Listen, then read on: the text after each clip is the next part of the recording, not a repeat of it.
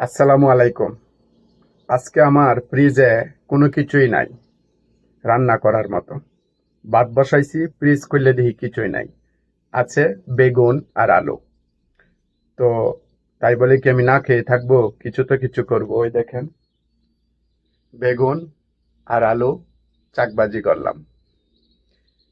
তেমনি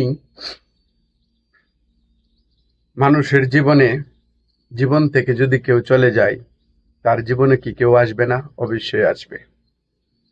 মানুষকে কখনো আটকিয়ে রাখা যায় না। মানুষ যেখানে সুখ পায় আর যেখানেই ভালো অপশন পাই সেখানেই চলে যাই। এটাই বাস্তব। শিকল বেরি, শিকল বেরি দিলেই কি আর কাউরে বান্দা রাখা যায়?